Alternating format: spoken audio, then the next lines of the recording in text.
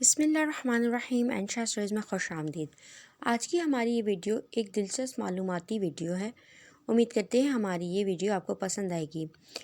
ہم اس میں پانڈا کے متعلق دلچسپ معلومات شیئر کر رہے ہیں، تو چلیے کہانی کو یا ویڈیو کو شروع کرتے ہیں۔ پیارے دوستو، آپ نے دستاویزی فلموں میں لڑکتا، پتے کھاتا اور آہستہ آہستہ چلتا ہوا دور سے بڑے ریچھ جیسا نظر آنے والا جانور پانڈا ضرور دیکھا ہوگا۔ پانڈا گول مٹول سا جانور ہے جو اپنے موٹے اور لمبے جسم کے باعث مائٹی پانڈا بھی کہلاتا ہے۔ حیوانات کے ماہرین اسے ریچھ کی ایک قسم تسلیم کرتے ہیں اور اسے پانڈا ریچھ کہتے ہیں۔ ہم بھورے، سیاہ ریچھ اور برفانی ریچھ کو پانڈا کے کزن کہہ سکتے ہیں۔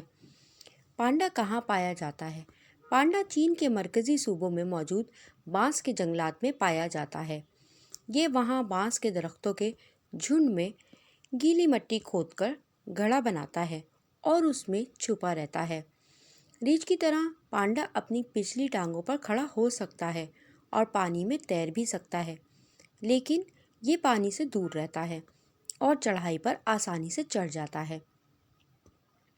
پانڈا کو دن کے وقت کم نظر آتا ہے، مگر رات کے وقت اس کی نظر خاصی تیز ہو جاتی ہے۔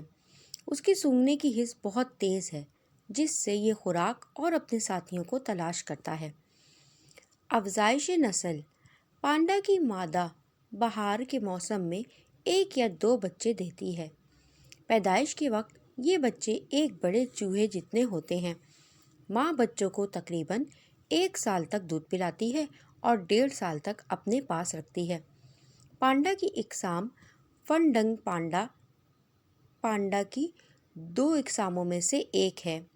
فن ڈنگ پانڈا اور سرخ پانڈا چین میں پائے جاتے ہیں۔ آپ کو یہ جان کر بھی حیرت ہوگی کہ دنیا بھر میں پائے جانے والے تمام پانڈا چین کی ملکیت ہیں۔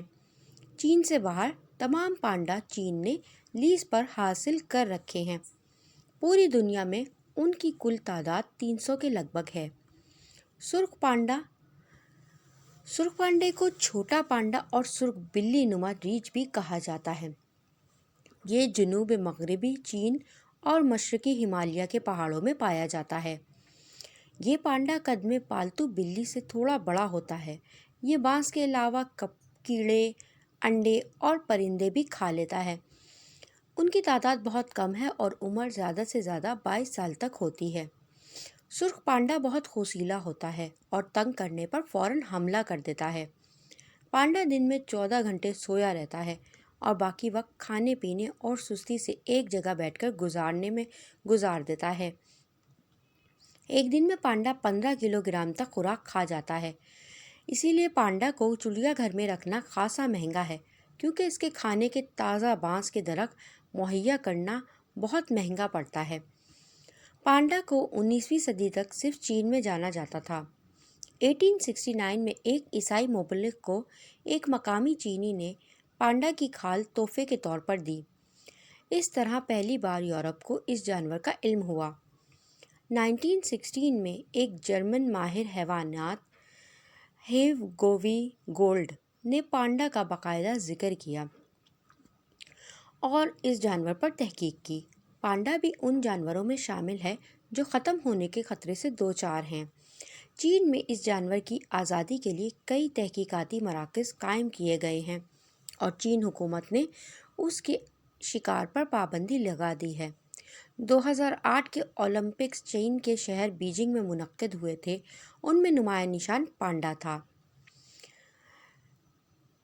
ہماری آج کی یہ پانڈا پہ مبنی معلومات آپ کو کیسی لگی ہمیں ضرور بتائیے گا۔ کمنٹ میں نیچے ہمارے چینل کو سبسکرائب کیجیے، اس کو اپنی فرینڈز اینڈ فیملی میں شیئر کیجیے، لائک کیجیے۔ اگر آپ کو ہماری کہانی اور ہماری معلوماتی ویڈیو پسند آ رہی ہیں تو ہمیں فیڈ بیک سے ضرور آگاہ کیجیے، تاکہ ہم مزید اس پہ کام کریں اور آپ تک نئی نئی معلوماتی ویڈیو شیئر کریں۔ تو چلیے ملتے ہیں کسی نئی ویڈیو کے ساتھ۔ اپنا بہت خیال رکھیے گا۔ اللہ حافظ، اللہ نگہبان۔